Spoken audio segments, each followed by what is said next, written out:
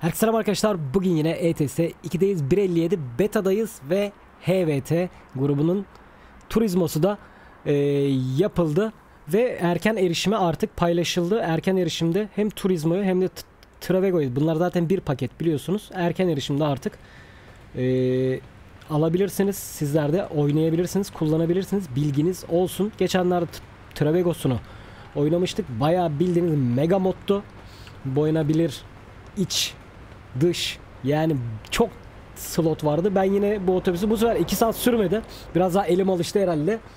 Ama 1 saat falan sürdü. Belki 1 saatten fazla sürmüş olabilir. Bakayım. Saat 5 gibi başladım. 1,5 saat falan sürmüş bu otobüsü hazırlamamda. Çok fazla slot seçeneği olduğu için çok uzun sürüyor yapımı. Tek tek her şeyi merak ediyorsunuz, yapmaya çalışıyorsunuz falan. O yüzden bayağı bir uzun sürüyor. Evet, yeni Travego ile bugün birlikteyiz. Şimdi Travego diyorum, Turizmo ile birlikteyiz.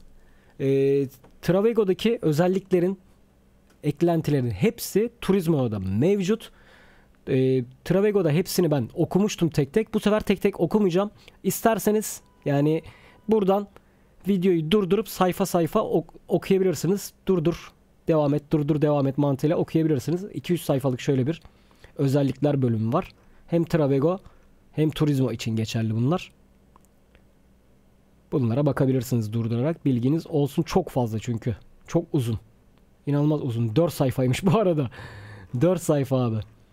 İsterseniz böyle durdurarak okuyabilirsiniz. Bilginiz olsun. Bak, bu 1. sayfa. Durdurdun, okudun, devam ettin. 2. sayfa. Durdurdun, okudun, devam ettin. 3. sayfa. Durdurdun, okudun, devam ettin. Ben böyle söyleyeyim, sizler bu aralarda durdurun, okuyun isterseniz. Ve 4. sayfa. Durdurdun, okudun ve videoya devam edebilirsin. Ben metalik boya seçtiğim için kapıları açılmıyor. Metalik boyalarda kapılar açılmıyor. O yüzden kapılarımız kapalı. Ama aracımızın içinde şöyle şuradan da gösterebilirim.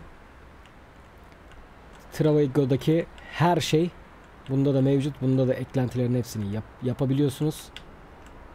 Her yeri boyayabiliyorsunuz. Otobüsün tek tek özelleştirme, boyama hepsini yapabiliyorsunuz. Aydınlatmaları tek tek ayarlayabiliyorsunuz. Yine çay bardağımız burada dumanı üstünde. Tabii ki.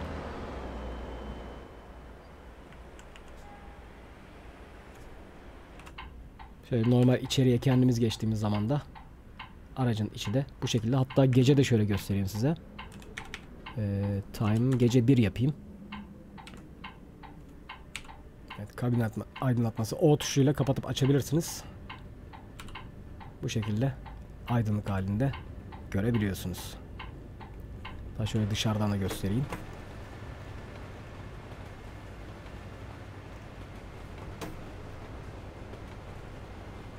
O tuşuna şöyle basarak tüm dış aydınlatmalara kadar hepsini açabiliyorsunuz.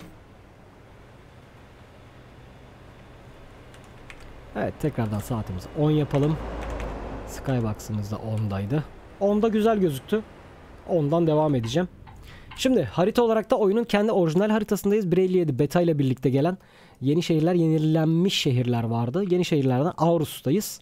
Aarhus'un kendi terminali var burada. Kendi terminalinden başlayacağız. Aalborg, şurada da bir terminal gördüm. Buraya kadar rota çizdim. 140 kilometre. Çok uzun bir rotamız yok bugün. Baktık aşırı kısa sürdü. Bakarız yolumuza göre bir rota çizeriz en kötü ihtimalle, ama bence yeterli gelecektir diye düşünüyorum. Çok da aşırı uzun olmasına gerek yok. Şöyle bir çalıştıralım aracımızı.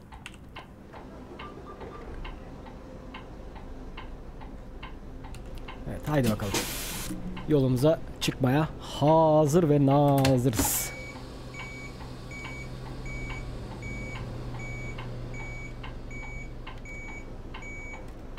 Çıkışımız herhalde şuralardan bir yerlerden diye düşünüyorum.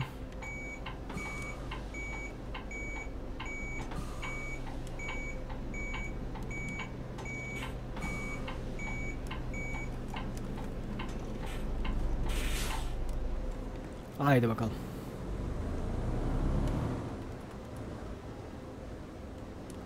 Şurada bir çıkış var. Herhalde buradan çıkarız.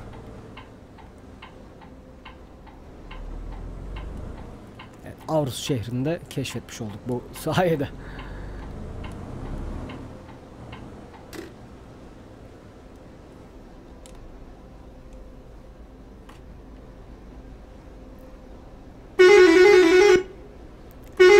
Çok fazla korna seçeneği de mevcut yine. Ben bunu seçtim.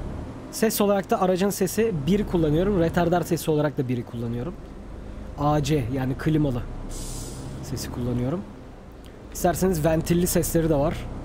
6 tane falan yanlış hatırlamıyorsam farklı araç sesi mevcut. Bilginiz olsun. Bu da 1 numaralı retarder sesi. Şimdi yolda daha çok kullanırız.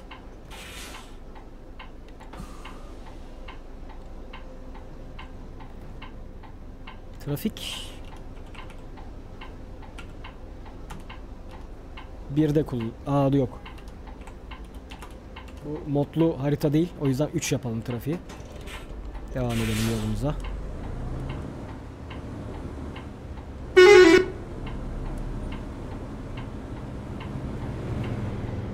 Hop vallahi kameradan gördüm ha. Vallahi kameradan gördüm aracın geldiğini.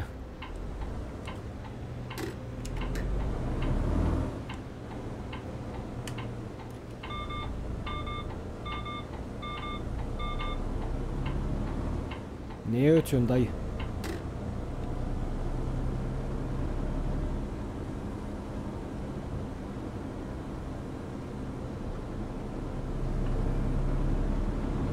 Devam ki.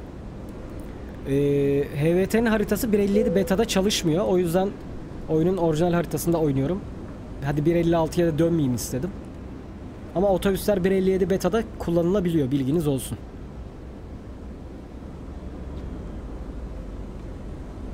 Ön satışta alanlar erken erişimde artık şu anda bu otobüsleri kullanabiliyorlar. İsterseniz ETS'nin kendi orijinal multiplayer'ında da kullanabilirsiniz. Tüm özellikleri çalışıyor orada da. Zaten aracı yapılandırırken MP diye seçeneği geliyor. Onları seçerseniz aracın içine dışına takılan tüm aksesuarları multiplayer'da da arkadaşlarınızla görebiliyorsunuz. Haberiniz olsun.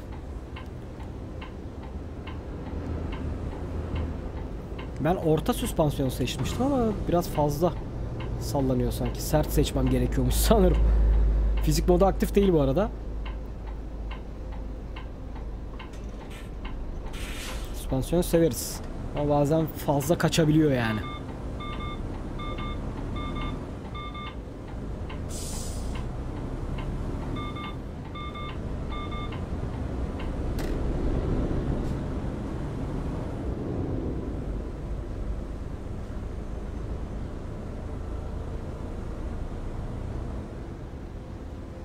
Tam sürüm ne zaman gelir diye soran arkadaşlarımız oluyor. Arkadaşlar tam sürüm hakkında bilgim yok. Onu bizler bilemiyoruz maalesef. Geldiği zaman hep beraber öğreniyoruz. Maalesef öncesinde bunun bilgisi kimseye verilmiyor. Harita DLC'si gelecek. Onu 27'sinde diye kendileri duyurusunu yaptılar zaten. Belki de harita DLC'si ile birlikte tam sürümü getirirler. Biraz bekletirler. Belki de tam sürüm gelir. Sonra harita DLC gelir. Yeni bir versiyona güncellenir oyun. 1.57 bilmem ne falan filan olur. Hani 1.58 olarak vermezler tabii ki de. 1.57 küsuratlı verirler yani.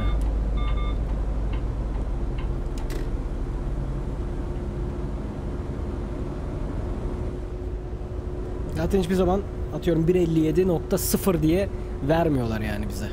Tam sürüm çıktığı zaman. Çünkü beta'da zaten bunun küsuratları gidiyor. Güncelleme geliyor sürekli. İşte hatalar varsa onlar gideriliyor. Beta'nın mantığı o. Tam sürümde de tabii ki hatalar yine toparlanıyor da.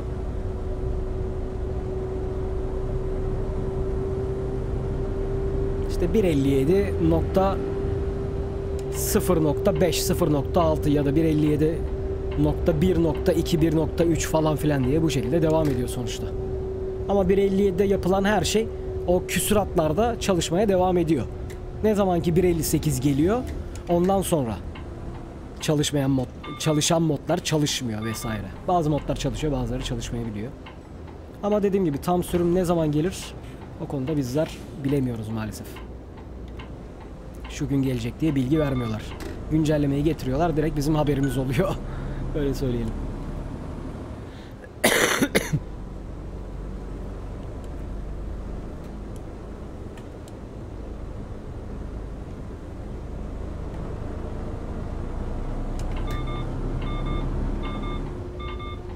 Ben nedense Turismo'yu Travego'dan daha çok seviyorum. Niyeyse yani bana daha böyle hani kullanışı güzel geliyor. Görüntüsü de aynı şekilde. Dıştan görüntüsü falan da. Şu ön taraftaki görüntüsü niyeyse Turismo'nun bana daha güzel geliyor. Çakarlarımız bile mevcut yani. Taktım onları da.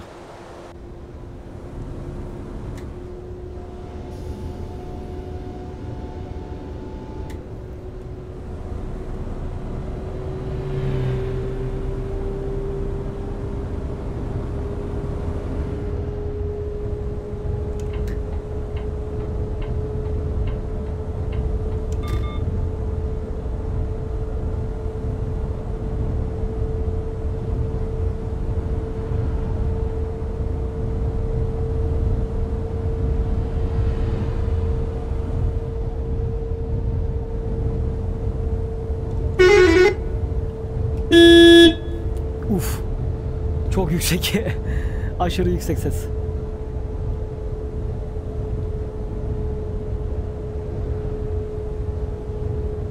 Nasıl yardırıyor Allah üstündeki traktörle.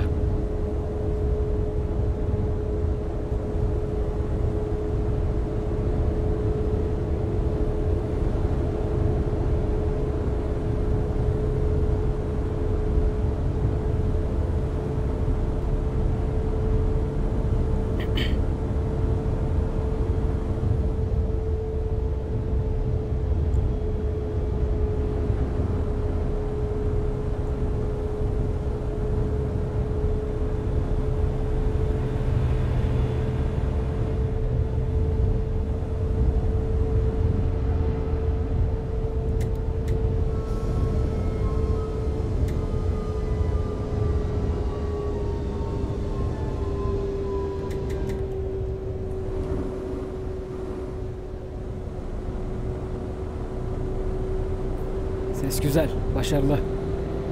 Seviyorum bu sesi otobüste. Ama dediğim gibi fiziği orta yapmayın. Orta da çok sallanıyor. Süspansiyonu aracı yapılandırırken sert olarak seçin. Biraz fazla sallanıyor yani. Ya da orta seçiyorsanız da dur bakayım şuradan. Fizik modum yok halbuki aktif değil yani. Şuradan kabin süspansiyonu, süspansiyon sertliğini şunları birazcık şöyle çekersek daha iyi olur.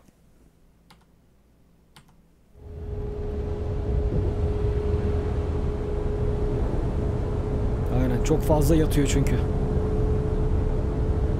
Böyle daha iyi.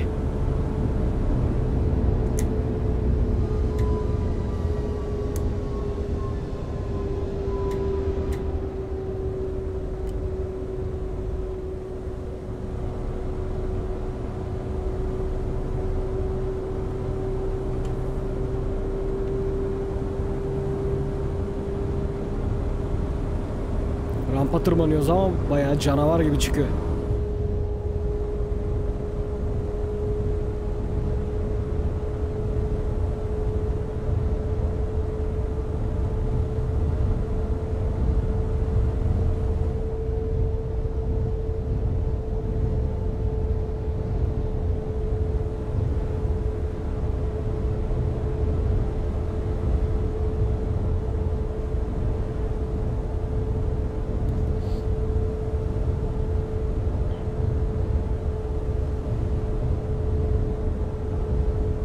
Evet, İskandinavya'nın güzel yerleri.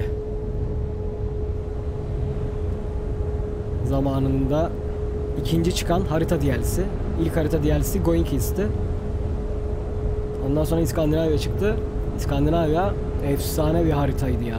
Efsane bir haritaydı yani. O zaman çıktığında böyle hayranlıkla oynuyorduk yani. Ulan çünkü görselleri, grafikleri, oyunun kendi şimdi şeyleri çok pikselde. Eski sonuçta. Going East de yani eskiydi. Ama İskandinavya'da bambaşka bir devrim niteliğinde görsel, grafik, asfalt falan böyle yollar zaten İskandinavya'nın yolları zaten çok iyi gerçekte de. Ona göre yapılmış. Efsane bir görsel, efsane oynanış falan böyle hayran olmuştuk. Şimdi yenilenmiş halleriyle de oynayacağız artık.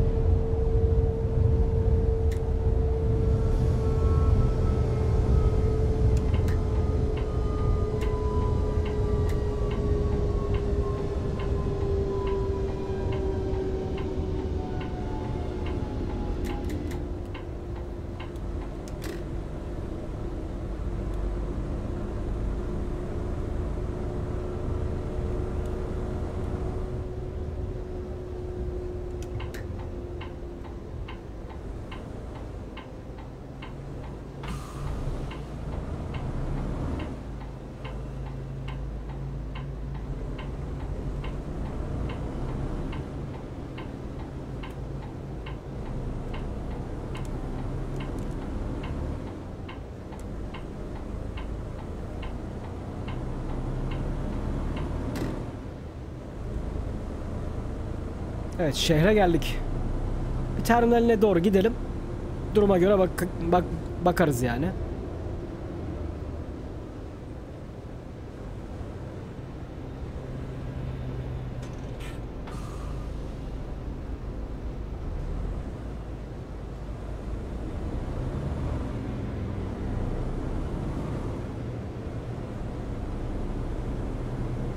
Daha terminale kadar yolumuz var çünkü.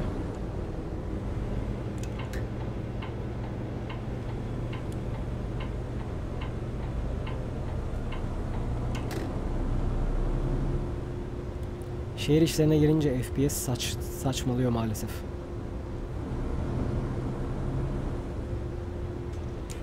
Hele ki Yunanistan DLC'si geldiği zaman onun şehir içleri çok sıkıntılıydı.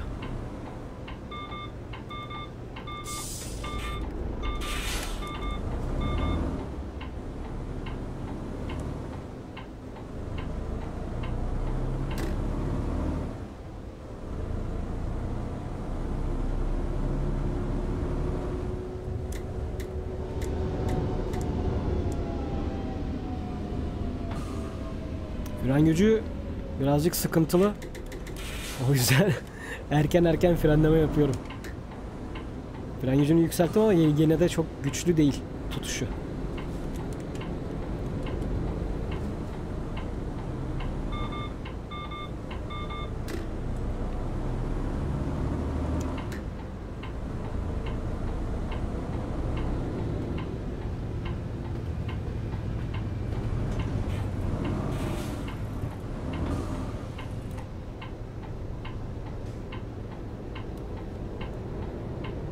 Terminali şurada bir yerde gösteriyor. Bu galiba oyunun standart bir terminali.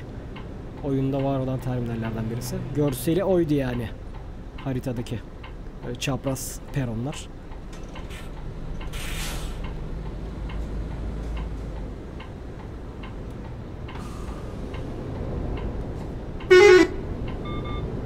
Dayı devam edeceksin mi be? Niye duruyoruz biz? Hiç. Bak kırmızı yandı. Bizim niye durduğumuz belli değil. Herkes döndü. Bir tek benim önümdeki dönmedi. Hep böyle oluyor ama. Yani bu oyunun bir hatası. Şu oyunun trafiğine bir güncelleme yapamadılar abi ya. Gerçekten adamlar çok ilginç. Herkes bundan şikayetçi. Herkes dile getiriyor. Ama yapımcıların gerçekten umurlarında değil yani. Bak yine gitmiyoruz. Yine gitmiyoruz bak.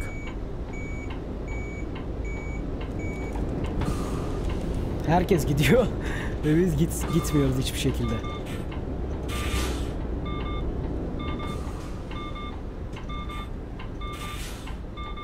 Yine kırmızı yandı.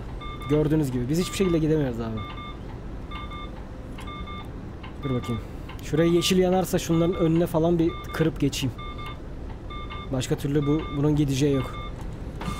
Kırmızıda geçiyor bak. Allah'ım ya Rabbim. Allah'ım ya Rabbim. Ama adamı deli etmelik ya oyunun trafiği.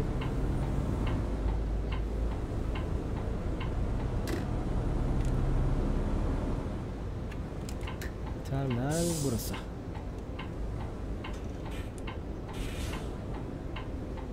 Aynen tahmin ettiğim gibi oyunun kendi orijinal terminallerinden bir tanesi bu. Kirli yerlerde çöpler olan terminallerden yani. Nereye girelim? Şuraya girelim.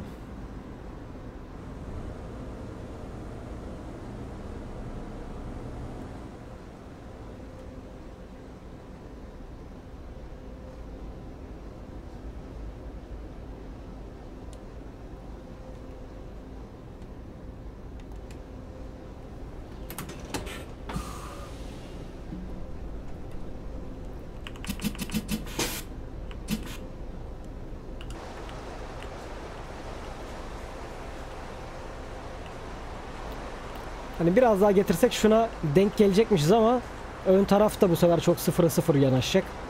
Dur bakayım be. Deneyelim mi? Hop.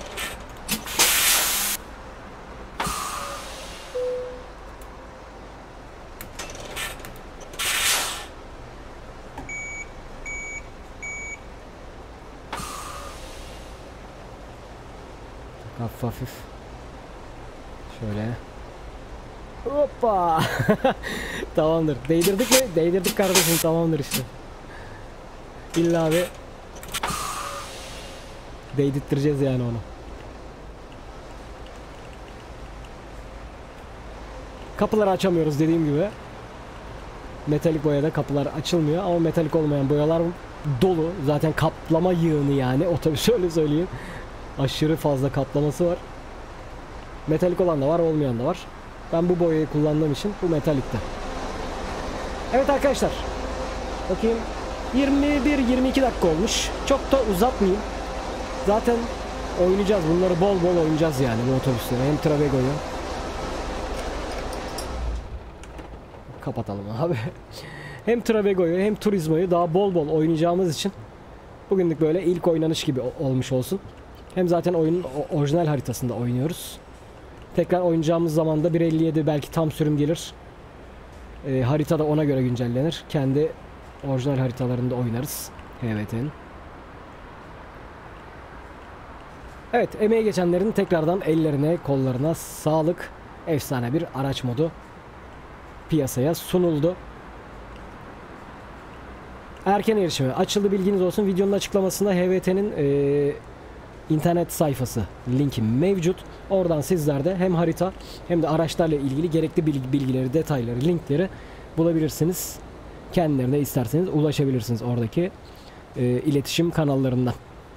Evet, izlediğiniz için teşekkür ediyorum. Beğendiyseniz beğen butonuna basmayı unutmayın. Bir sonraki videomuzda görüşmek üzere. Kendinize iyi bakın. Hoşçakalın.